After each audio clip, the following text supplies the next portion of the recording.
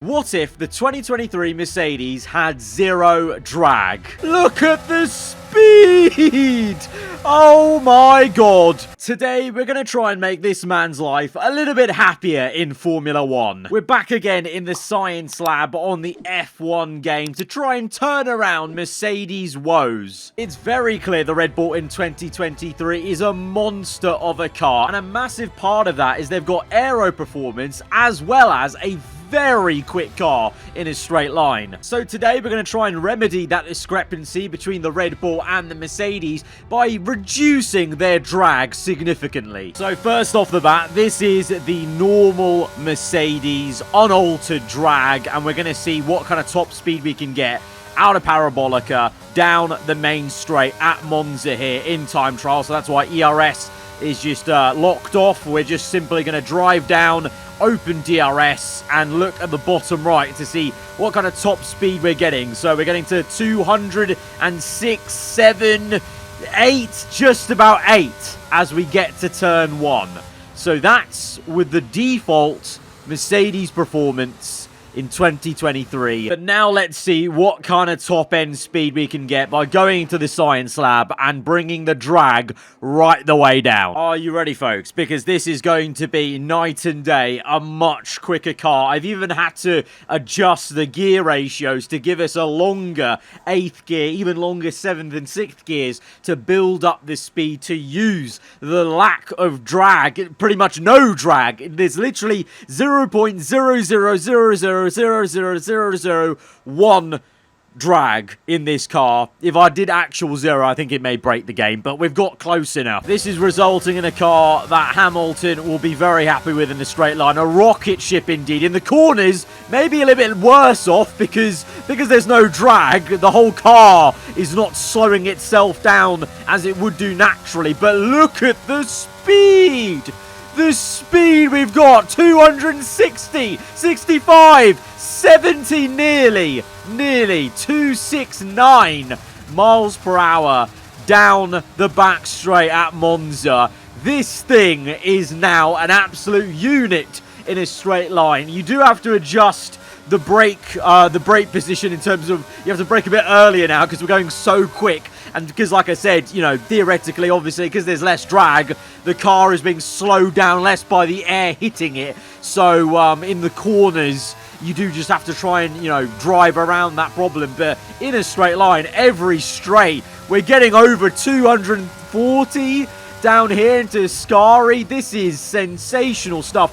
This is going to completely change the Mercedes meta in 2023. I think it's time now to test this out in a race scenario. The next Grand Prix we're going to, IRL, the Australian Grand Prix. Let's see what kind of performance gain we can have in a race scenario. And I am so confident about this being such an improvement for this Mercedes car that we're going to start from the back of the grid and see how quickly we can cut through everyone in 5 laps. I genuinely think in that sector 2 run to the high-speed chicane, we are going to be so bloody OP.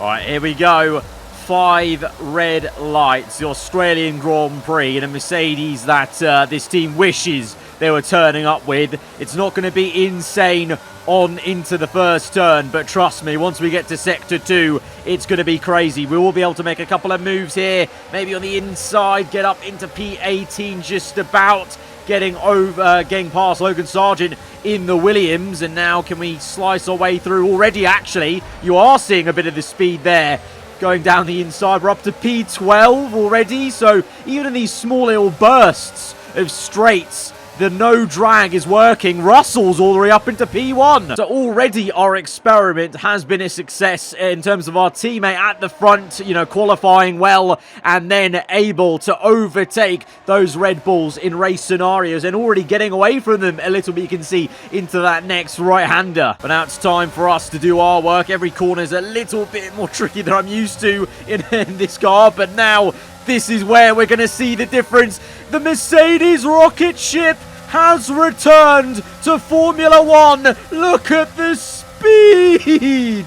Oh my god. It's exactly how Hamilton likened the Red Bull at Jeddah. We're in an F1 car. They're in an F2 car. I'm having to brake so early just to slow this down because of how much pace we've got in a straight line. Look at Russell on the mini-map. He's so gone. He's checked out. We have defeated the Adrian Newey Red Bull Special in 2023. We are now the rocket ship in a straight line. Russell with the fastest lap, and it's just no competition.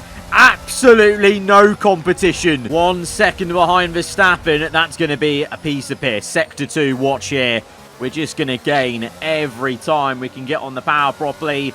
The turning, still about the same, you know, the Red Bull has that slight advantage. That's still one thing. And this is what Verstappen must have felt like, breezing past Hamilton at Jeddah. We don't even have DRS open, and we've managed to mince him, and we're up into P2, and it's only the middle of lap 2. Russell still has the fastest lap, though, as we get on to lap 3. We've gone purple in the first sector, though, green in the second, getting used to this new level of speed and having to brake just a little bit earlier because we have to compensate for not only how quick we're going, but then the lack of kind of the bluff body of this car slowing us down naturally if we were to let off the throttle and let the aero slow us down a bit. But we are getting used to it, and we can get on the power so much earlier as well, and it feels like we're getting out the corner so much quicker because of that lack of drag, though. So there are kind of pros and cons where we're gaining the time, but now we found a groove and we're setting purples ourselves. And by the end of this race,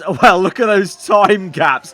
13 seconds to the next car, the next team, I should say, and it's all looking rather 2014-esque now for Mercedes with zero drag. Russell wins the race. We've caught up by 2.2 seconds now, the gap, but now 15 seconds. We gained like a second and a half just in a sector alone there on the last lap to make it a 1-2 down under. Toto Wolff, eat your heart out. He'd be loving this. He would, if he could do this somehow in real life, I think he would eat an arm and a leg off. Or as Gunther would put it, hug everyone in the paddock. Hug everyone in the paddock. There's been a pretty successful return to the science lab here on the F1 game. We set out with our hypothesis of what we're looking to achieve. Mercedes back to full performance. Lower drag is going to make the car like a silky little bullet in a straight line, and we have gone out and dominated things. So guys, if you have enjoyed